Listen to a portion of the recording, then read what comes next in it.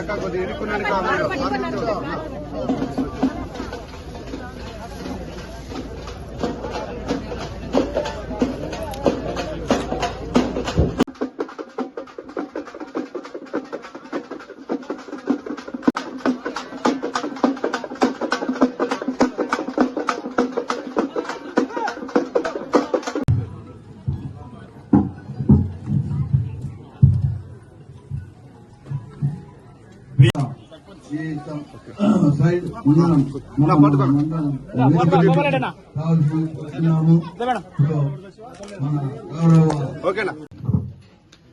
వందో రోజు ప్రోగ్రామ్ చేసుకుంటున్నాం. ఇవాళ ప్రచారానికి వచ్చాము ఊరికి, తర్వాత ఇదే రావడం. మీ అందరి సమక్షంలో ఇవాళ ఈ 100వ రోజు ప్రోగ్రాం చేసుకుంటున్నామంటే చాలా గొప్పగా ఉంది. అందులో భాగంగా మీకు ఈ 100 రోజులు ఏం జరిగాయి అనేది కొన్ని విషయాలు చెప్పాలనుకుంటున్నాను. మనకు తెలుసు, గత 5 సంవత్సరాల్లో మన ప్రభుత్వం ఎంత అప్పుల పాలైపోయిందో మనకు తెలుసు. మన రాష్ట్రం ఇప్పుడున్న అప్పులు ఉన్న భారం ప్రతి ఒక్క కుటుంబం కింద మనం కడితే, అంటే ఒక్కొక్క కుటుంబం 5 లక్షల రూపాయలు కడితే తప్ప మన రాష్ట్రానికి ఉన్న అప్పు ఏ రకంగానూ తీరదు. అంటే దానికి మళ్ళీ వడ్డీ సెపరేట్, అది అసలు లెక్కలోకి వేసుకోలేదు. అంత అప్పుల పాలై ఉంది మన రాష్ట్రం. ఇలాంటి పరిస్థితుల్లో ఎలక్షన్ కి ముందర ప్రచారం టైంలో చాలా హామీలు ఇవ్వడం జరిగింది. అందులో భాగంగా పెన్షన్ పెంచుతారు, 3,000 నుంచి 4,000 చేస్తాము అని చంద్రబాబు నాయుడు గారు చెప్పినప్పుడు చాలా మందికి డౌటే వచ్చింది, ఎలా చేస్తారు? గత 5 సంవత్సరాల్లో కూడా అదే చెప్పారు, 2,000 నుంచి 3,000 చేస్తారు. కానీ 5 ఏళ్ళు పట్టించారు, 2,250 చొప్పున పెంచుకుంటూ వచ్చారు ప్రతి సంవత్సరం. ఎలా చేస్తారు అన్నారు. కానీ చంద్రబాబు నాయుడు గారు ఆయన మాట తప్పుకోకుండా రాగానే మొదటి సంతకం అరియర్లతో సహా మొదటి నెల 7,000 ఇవ్వడం కానివ్వండి, తర్వాత 2 నెలలు కూడా గడిచిపోయి 3,000 నుంచి 4,000 పెన్షన్ తూచా తప్పకుండా ఇస్తున్నారు. అది 1వ తారీఖు, పోయిన నెల 1వ తారీఖు ఆదివారం వచ్చిందని 31వ తారీఖు ఇవ్వడం జరిగింది.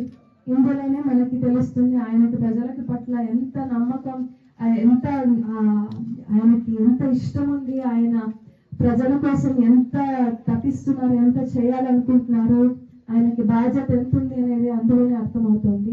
కార్యక్రమాలు మీరే డిసైడ్ చేసుకోండి. నిజంగానే మంచి ప్రభుత్వం ఏర్పాటు చేసుకున్నాం, దాంట్లో ఇచ్చే ఫెసిలిటీస్ ని కరెక్ట్ గా యూజ్ చేసుకోండి. మనకి కియా లాంటి పెద్ద పరిశ్రమలు వచ్చాయి టీడీపీ ప్రభుత్వం ఉన్నప్పుడు, కానీ గత 5 సంవత్సరాలు వెనక్కి కంపెనీలు మాత్రమే చూశారు. అలాంటి పరిస్థితి నుంచి మళ్ళీ మనం ఇప్పుడు హెచ్సిఎల్ కంపెనీకి లోకేష్ గారు మాట్లాడడం జరిగింది. దాదాపు రాబోయే 5 సంవత్సరాల్లో హెచ్సిఎల్ కంపెనీ ఎక్స్పాన్షన్ తో రాబోయే ఉద్యోగ అవకాశాలు 15,000.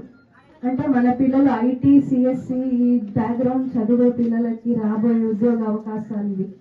బెంగళూరుతో హైదరాబాద్తో వెళ్ళి ఉద్యోగాలు చేయాల్సిన అవసరం లేదు, మన ఆంధ్రాలోనే ఉండి ఇలాంటి ఉద్యోగాలు చేసుకోవచ్చు. అంటే మనం చాలా రుణపడి ఉండాలి ఆయన చేసే మంచి పనులకి. మన ప్రభుత్వం కరెక్ట్ దారిలో ప్రజలకి అవసరమయ్యే విధానంగా అభివృద్ధి ఇంకా సంక్షేమం రెండు కావాల్సిన విధంగా చేసుకుంటూ పోతుందనే దానికి ఇవే కొన్ని ఎగ్జాంపుల్స్. నాకు మీ అందరితో పాటు ఇవాళ ఇవి షేర్ చేసుకునే అవకాశం దొరికినందుకు చాలా థ్యాంక్ యూ.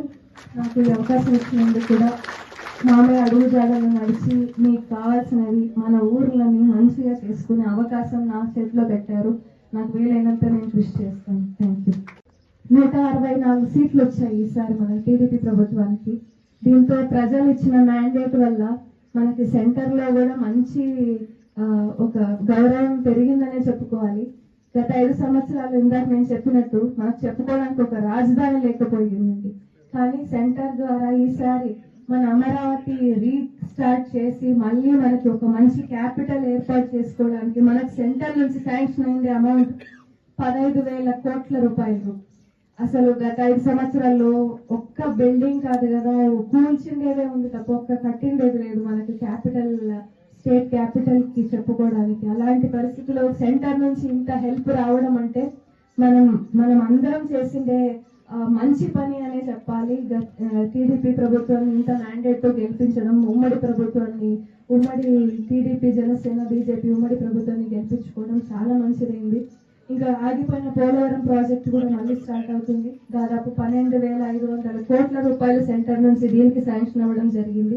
అలాగే కర్నూలులో కూడా ఒక ఇండస్ట్రియల్ ఎస్టేట్ రాబోతుంది. దానికి సెంటర్ నుంచి శాంక్షన్ అయిన అమౌంట్ 25,000 కోట్ల రూపాయలు. ఇంకా మీరు చూసుంటారు మన గ్రామాల్లో చాలా వరకు గత 5 సంవత్సరాల్లో ఒక రోడ్డు వేసిండేది లేదు, ఒక స్ట్రీట్ లైట్ వేసిండేది లేదు, కనీసం గుంతలకు మట్టి వేసిండేది కూడా లేదు. ఇందాక అక్క కూడా చెప్పారు ఎలాంటి ఒక అభివృద్ధి కార్యక్రమం ఎక్కడ కూడా జరగలేదు అనేది. ఈ 100 రోజుల్లో ఇంత అప్పులు పాలైన టైంలో కూడా దాదాపు 14,452 కోట్ల రూపాయలు ఈసారి పంచాయతీలకు శాంక్షన్ చేయడం జరిగింది.